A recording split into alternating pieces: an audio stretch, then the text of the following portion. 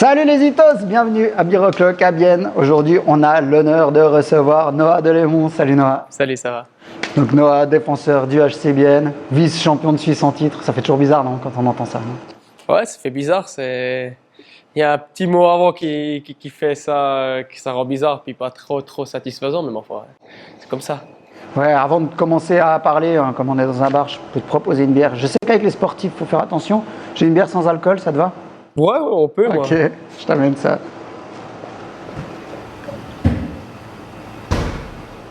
Donc, c'est une petite sans alcool vaudoise de la brasserie La Nébuleuse, à côté de Lausanne. Je sais qu'en général, Lausanne, c'est pas forcément vos meilleurs copains, mais là, on parle de bière, pas de hockey, ça va? Ça va, alors. Top. Santé, hein. Merci. Tu me diras ce que t'en penses. Ouais, alors je suis un amateur, hein, mais ça passe bien. Ça Quand passe il bien. fait chaud, quelque chose de frais. Hein. La préparation, ça s'est passé comment? Vous avez pratiquement fini là, hein? Ouais, alors, oui et non, disons, ça se passe bien. Là, on a repris depuis 2 semaines et demie. Et puis, on a fait déjà 2 matchs. Et puis, on apprend à connaître l'entraîneur, sa manière de fonctionner, ses idées de jeu. Et puis, ça prend un peu du temps. Alors, on est content d'avoir encore quelques semaines avant de devoir vraiment performer et puis aller chercher des points, quoi. Justement, il est comment l'entraîneur? Vous êtes bien entendu tout de suite? Ça fait quand même bizarre après des années avec Antti de commencer avec quelqu'un d'autre, non? Ouais, c'est sûr, on était habitué à la manière d'Antti. Et puis je pense que comme chaque nouvel entraîneur, il veut imposer sa patte, il veut changer 2-3 trucs. Je pense que c'est normal, je pense qu'il le fait de manière très subtile. Il arrive très bien à communiquer avec l'équipe, on est très réceptif. Après, c'est sûr que ça prend un peu du temps pour changer des habitudes qui étaient ancrées. Parce qu'avec Antti, ça faisait quand même assez longtemps qu'on jouait la même chose. Alors, changer quelque chose, des fois, ça allait des fois contre son instinct qu'on avait développé. Mais je pense que dans l'ensemble, ça se passe vraiment bien. L'équipe réagit bien à ses idées. Et puis non, on est satisfait puis on est confiant. Puis il y a eu aussi du changement un peu dans le vestiaire. Pas beaucoup, hein, par ça, pas beaucoup de Pas changements. beaucoup. Au niveau des étrangers, il y a Riley Sheehan qui est parti. Mais bon, ça pouvait se comprendre vu qu'il était souvent surnuméraire. Il a été remplacé par un attaquant aussi finlandais. 2 têtes comme ça, je pourrais même pas te redire le nom, je peux le lire, mais toi tu le sais son nom? Poniemi? Exact. Ouais, Ouais. c'est ça. Il est sympa. Ouais, très, très sympa. C'est un jeune un peu dans la classe des jeunes dans le vestiaire, on va dire ça comme ça. C'est un joueur offensif et puis on se réjouit de l'avoir dans notre équipe, c'est sûr. Un autre étranger, mais là c'est pour des circonstances plus particulières, parce que Victor Löw lui a subi une grosse blessure, il va être out un moment. Et puis là aussi, vous avez un autre Finlandais qui est arrivé, un défenseur. Son nom c'est? Ville Pokka. Ah ouais. Et gentil. Ouais, super sympa. Ouais, bah écoute, le joueur c'est quand même un champion olympique. Ça c'est comme dire sa place à bonhomme, quoi. Et puis je pense que c'est vraiment un bon gars en plus. Il est là pour aider les autres aussi. Et puis je pense que ça fait du bien de l'avoir dans l'équipe. T'aimerais jouer avec lui, être dans la même paire? Ouais, bah alors là, depuis le début des entraînements d'été, je suis avec lui. On a fait les 2 matchs ensemble. Puis c'est sûr que quand tu as un défenseur de ce niveau qui joue à tes côtés, bah ça aide, quoi. T'es plus tranquille. Et puis pourquoi pas, ouais. Qui dirait non à de jouer avec un champion olympique alors? Ah. Après, on va parler un peu des objectifs de la saison. Mais d'abord, on va faire un petit cours quand même sur la bière, Alors, pour parler de la bière sans alcool. Je te pose juste la question comme ça, a priori, tu dirais comment on fait une bière sans alcool? Comment on fait pour qu'il n'y ait pas d'alcool dans une bière? j'ai déjà de la peine à dire comment on fait une bière. Alors, une bière sans alcool, là, c'est un peu beaucoup me demander. Là. La bière, l'alcool, il est naturellement dedans, puisque c'est le sucre des céréales qui est transformé en alcool et en CO2 par les levures. Pour pas avoir d'alcool, il y a 2 manières. Il y a la manière cheap, pas chère et pas bonne. C'est de mettre beaucoup moins de malt pour qu'il y ait moins de sucre et d'utiliser en plus des levures qui produisent moins d'alcool. En général, c'est pas terrible. La deuxième méthode, qui est la plus utilisée, c'est d'enlever l'alcool en fait après coup. Et pour ça, il y a 2 méthodes qui existent.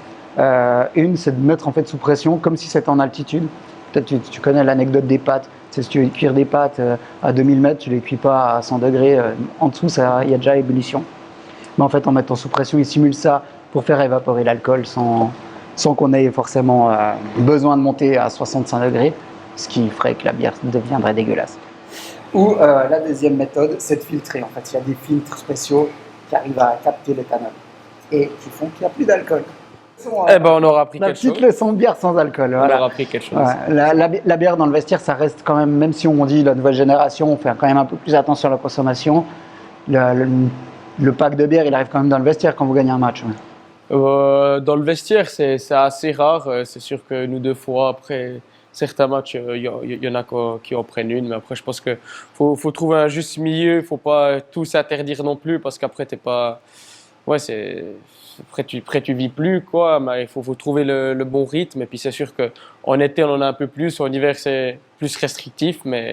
Puis en playoff, c'est scotché à la maison, vous n'avez plus le droit de sortir. Puis en playoff, c'est encore plus restrictif, effectivement. Mais c'est une période assez courte, si on regarde sur l'année. Alors, on est tous prêts à faire ces sacrifices. Et puis, finalement, quand on voit où ça nous a mené cette année, je pense que personne n'hésitera à les refaire, quoi.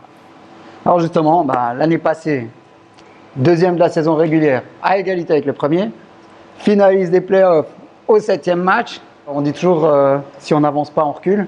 Ça veut dire que pour faire mieux, faut faire champion cette année. C'est l'objectif. Ouais, alors c'est simple en t'entendant parler, mais ouais, c'est l'objectif. Comme je pense 9 ou 10 autres équipes ont dans la ligue, et puis ils n'ont pas seulement qu'objectif, ils se sont aussi donné les moyens. Alors on sait que la ligue est venue très serrée et puis très compétitive, et puis on a cet objectif, et puis on se réjouit d'aller en découdre avec les autres équipes, puis à la fin, on verra ce que ça va donner, quoi.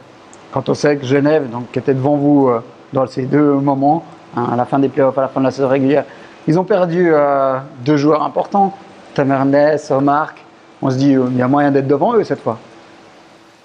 C'est compliqué. On sait qu'ils sont allés chercher 2 autres étrangers tout aussi bons, plus ou moins.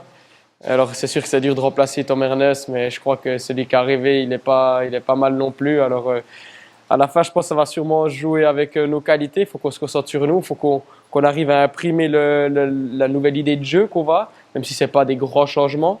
Et puis je pense que si on arrive à produire du bon hockey, on va être une équipe difficile à battre. Moi, j'avais envie de dire que le favori, ça va être Zurich. Est-ce que tu es d'accord avec moi, les ZST Lions? Ouais, c'est dur à dire. C'est sûr qu'ils font partie des favoris. Ouais, je pense que. Ils ont quand même 4 arrivées de NHL, quoi. Avec les arrivées qu'ils ont eues, c'est sûr que sur le papier, ils sont bien renforcés.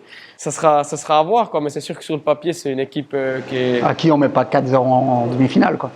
Ouais. On ne risque pas trop de me leur mettre 4-0. Voilà, ouais. Exact, on peut dire ça comme ça. Ok. Et puis, vous commencez par contre par la Ligue des Champions. Alors, je sais que tu viens des fois regarder ici la Ligue des Champions de foot. Est-ce que la Ligue des Champions de hockey, elle te fait rêver? Ouais, alors c'est sûr que ça n'a pas le même prestige que la Ligue des Champions au foot qu'on vient voir ici.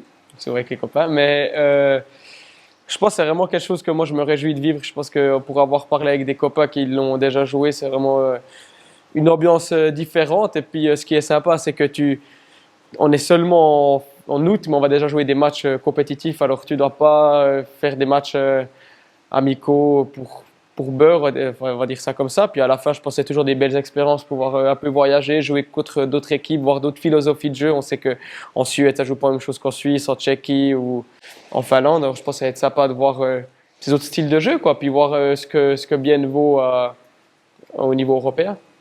Est-ce que vous y croyez que le public va répondre présent à la Ligue des Champions, sachant déjà que c'est super tôt, il fait encore 30 degrés dehors? Est-ce qu'on va réussir à avoir une patinoire pleine pour ces matchs-là? Ouais, je pense qu'on va avoir une patinoire, en tout cas, je ne sais pas si elle va être pleine, mais bien garnie. Je pense qu'on a vu que bien c'était une ville de hockey, on a vu pendant les playoffs, on a vu là avec la vente des abonnements, il y en a plein qui cherchent les abonnements, il n'y en a même pas assez. Alors je pense que c'est un signe très positif, quoi, pour nous, le club, c'est-à-dire qu'on fait des choses justes et puis que l'administration travaille très bien. Et puis à la fin, il fait quand même beaucoup plus frais à la patinoire qu'à l'extérieur. Alors si les gens ne veulent peut-être pas forcément avoir chaud, ils peuvent venir voir un match. En plus, on va essayer de leur proposer un beau spectacle. Alors on espère qu'ils répondront présent. Ouais. Tu avais aussi fait tes débuts avec l'équipe nationale. C'est quelque chose auquel tu penses pour cette saison, de dire ah ouais, j'aimerais aussi pouvoir m'installer dans ce cadre national? Ouais, c'est sûr, ça fait 2 années de suite que j'ai pu aller avec l'équipe nationale. Une fois que tu y es, tu as toujours envie d'y retourner. C'est sûr que l'objectif, c'est d'avoir au moins un tournoi avec l'équipe nationale pour continuer à progresser aussi, puis à jouer au niveau international. C'est encore un échelon au-dessus que ce qu'on voit ici en Suisse. Alors je pense que ça peut qu'être bénéfique et oui, j'espère pouvoir être appelé par Patrick Fischer.